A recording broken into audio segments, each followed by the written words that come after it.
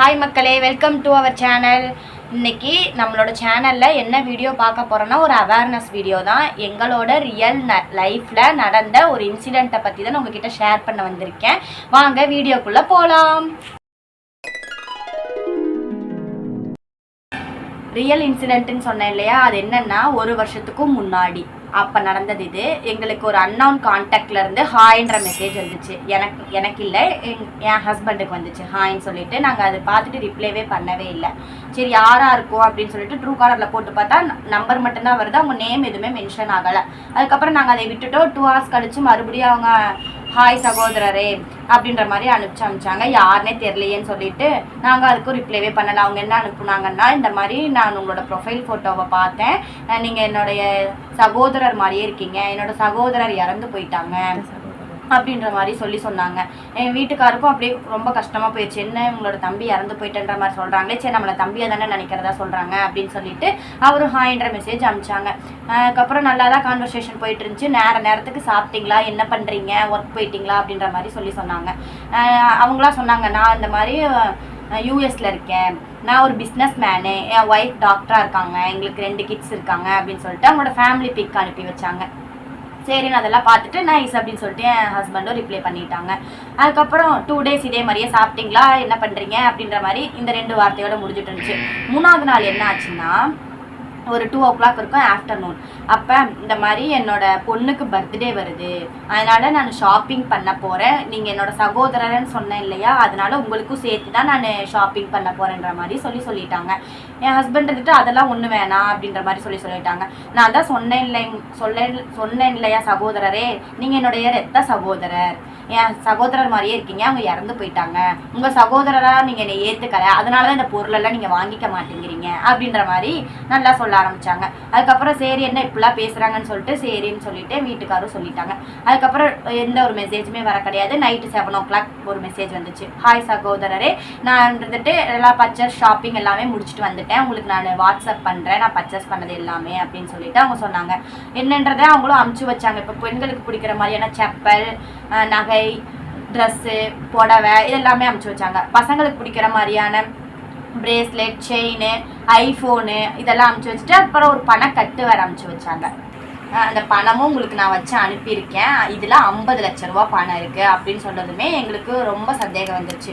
எவ்வளோதான் பிஸ்னஸ் மேனாக இருந்தாலும் என்னதான் பண்ணாலும் எவ்வளோ பணம் வந்தாலும் யாருக்காச்சும் கொடுப்பாங்களா சொல்லுங்கள் பார்க்கலாம்.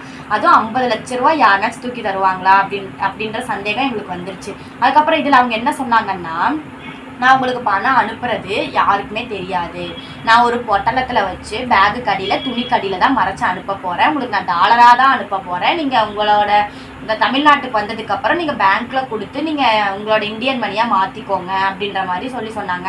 என் ஹஸ்பண்டும் கேட்டாங்க, இவ்வளோ பணம்லாம் எதுக்கு அப்படி தெரியாமல் நீங்கள் அனுப்புறீங்க, எங்களுக்கு அப்படிலாம் எதுவுமே வேணாம் அப்படின்னு சொன்னதுக்கு, நீங்கள் என்னுடைய ரத்த சகோதரர், என்னோட சகோதரராக இருந்தீங்கன்னா நான் செய்ய மாட்டேனா அப்படின்ற மாதிரி நல்லா சொன்னாங்க. என்னுடைய சகோதரர் சொந்த வீடோடையும் நல்லா வெல் செட்டில் ஃபேமிலியோடய இருக்கணும் அப்படின்ற மாதிரி நிறையா சொன்னாங்க. சரி அனுப்புங்க அப்படின்ற மாதிரி சொல்லியாச்சு. அதுக்கப்புறம் உங்களுக்கு நான் இன்னைக்கு நைட்டு நான் பார்சல் கொரியர் பண்ணிடுவேன், நாளைக்கு உங்களுக்கு கைக்கு வந்து சேர்ந்துரும் அப்படின்ற மாதிரி சொல்லிட்டாங்க.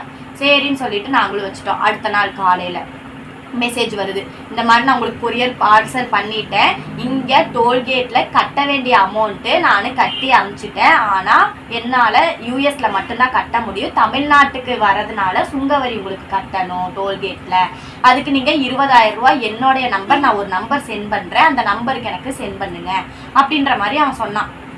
எதுக்கு உங்களுக்கு 20,000 ரூபா கொடுக்கணும் அப்படின்ற மாதிரி ஹஸ்பண்ட் கேட்டதுக்கு, எனக்கு இல்லை, அங்கே டோல்கேட் இருக்கும், அங்கே வரதுக்கு பணம், அந்த லக்கேஜுக்கெலாம் பணம் கேட்பாங்க, அதுவும் நம்ம யூஎஸ்லேருந்து வர்றதுன்னா பணம் கொடுக்கணும் அப்படின்ற மாதிரி சொன்னாங்க. எங்களுக்கு ரொம்ப சந்தேகம் வந்துருச்சு. அதுக்கு என் ஹஸ்பண்ட் என்ன சொன்னாங்கன்னா, சரி நீங்கள் அந்த பொருளெல்லாம் வருது இல்லையா, அதை நீங்கள் ஃபஸ்ட்டு வீட்டுக்கு அனுப்புங்க, அதுலேருந்து நான் 20,000 நான் சென்ட் பண்ணுறேன் அப்படின்ற மாதிரி சொன்னதுக்கு என்ன சொன்னாங்கன்னா, என்னால் யூஎஸ்லேருந்து மட்டும்தான் அனுப்ப முடியுமே தவிர்த்து தமிழ்நாட்டுக்கும் எனக்கும் சம்மந்தம் கிடையாது, எனக்கு கொடுக்க மாட்டாங்க அப்படின்ற மாதிரி சொல்லிட்டாங்க. முக்கியமாக அவங்க ஃபோக்கஸ் பண்ணது என்னன்னா பணம் போயிடும் 50 லட்சம் நான் உங்களுக்காக மடக்கி வச்சிருக்கேன், அதை வாங்கிக்கோங்கன்னு மட்டுமே தான் சொல்லிட்டு இருந்தாங்க. எனக்கு சீக்கிரம் 20,000 போட்டுவிடுங்க, இன்னும் 1 hourல போட்டு விடுங்க அப்படின்ற மாதிரி சொன்னாங்க. எங்களுக்கு ரொம்பவுமே சந்தேகமாச்சு. அவங்களோட அட்ரஸும் ஜிபே நம்பரும் அனுப்பிச்சிட்டாங்க. சரி நாங்கள் அனுப்பிச்சுட்றோம் அப்படின்னு சொல்லிட்டு எந்த மெசேஜுமே பண்ணலை. அதுக்கப்புறம் என் ஹஸ்பண்ட் என்ன பண்ணாங்கன்னா கொரியர் ஆஃபீஸ் போனாங்க. போயிட்டு இந்த அட்ரஸ் என்னன்றதை கொஞ்சம் பார்த்து சொல்லுங்கள், இங்கேருந்து எங்களுக்கு ஒரு பார்சல் வர வேண்டியது இருக்குது இது அப்படின்ற மாதிரி சொல்லி கேட்டதுக்கு அந்த கொரியர்காரவங்க என்ன சொன்னாங்கன்னா இப்படின்ற ஒரு அட்ரஸே இல்லை அப்படின்ற மாதிரி சொல்லிட்டாங்க. சரின்னு சொல்லிட்டு கேட்டுட்டு வீட்டுக்கு வந்துட்டோம். வீட்டுக்கு வந்துட்டு மெசேஜ் பண்ணோம், இந்த மாதிரி உங்களுக்கு அமௌண்ட் தானே நாங்கள் சென்ட் பண்ணிட்டோம் 20,000 ரூபா அப்படின்னு சொல்லிட்டு கேட்டாங்க. அவங்களுக்கு ரொம்ப சந்தோஷமாக இருந்திருக்கும் போல் என்ன சொன்னாங்கன்னா அதை ஸ்க்ரீன்ஷாட் எடுத்து அனுப்புங்க அப்படின்னு சொல்லிட்டாங்க.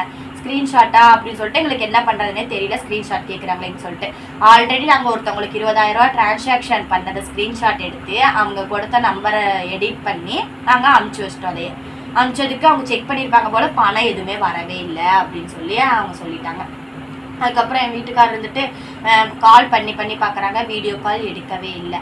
அதுக்கப்புறம் அவங்களே கூப்பிட்டுட்டு நீங்கள் பணமே அனுப்பவே இல்லை, பேக் கேமரா தான் ஆன் பண்ணி வச்சுருந்தாங்க. அதனால் நம்மளும் நம்ம ஃபேஸ் எதுக்கு ரிவீல் பண்ணணுன்றக்காக பேக் கேமரா ஆன் பண்ணி வச்சாச்சு. அவங்க இருந்துட்டு கேட்டாங்க நீங்கள் பணமே அவங்களோட மொழியில் பேசினாங்க, fraud, I will kill you அப்படின்ற மாதிரி நிறையா பேசினாங்க. நாங்கள் இருந்துட்டு நீ தான் ஃப்ராடு அப்படின்னு சொல்லிட்டு நாங்களும் பேசிட்டு ஃபோனை வச்சுட்டு அந்த நம்பரே பிளாக் பண்ணிட்டோம். ஸோ அதனால் இதில் இருந்து நான் என்ன சொல்ல வரேன்னா எதுலேயும் யாரும் போய் மாட்டிக்காதீங்க. எதனாச்சும் ஒரு அன்னவுன் நம்பர் வந்துச்சுன்னா நீங்கள் அதை என்னன்றதை பிளாக் பண்ணிடுங்க. ஃபஸ்ட்டு யார் என்னன்றதை தெரிஞ்சுக்கிட்டு இந்த மாதிரி எதுலேயே போய் நீங்கள் சிக்கிடாதீங்க. அதனால இது ஒரு அவேர்னஸ்க்காக தான் இந்த வீடியோவை நான் சொல்கிறேனே தவிர்த்து மிச்சம் எதுக்காகவும் கிடையாது. முடிஞ்ச வரைக்கும் உங்களுக்கு தெரிஞ்சவங்களுக்கு இந்த வீடியோவை நீங்கள் ஷேர் பண்ணுங்கள். ஏன்னா நிறைய பேருக்கு இந்த விஷயம் தெரிஞ்சிருக்கலாம், தெரியாமல் இருக்கலாம். தெரியாதவங்களுக்காக தான் இதை நான் சொல்கிறேன். ஸோ முடிஞ்ச வரைக்கும் இதை நீங்கள் ஷேர் பண்ணுங்கள், நீங்களும் தெரிஞ்சுக்கோங்க. இதோட நம்ம வீடியோவே முடிச்சுக்கலாம். நெக்ஸ்ட் என்ன வீடியோ போடலான்றதையும் நீங்கள்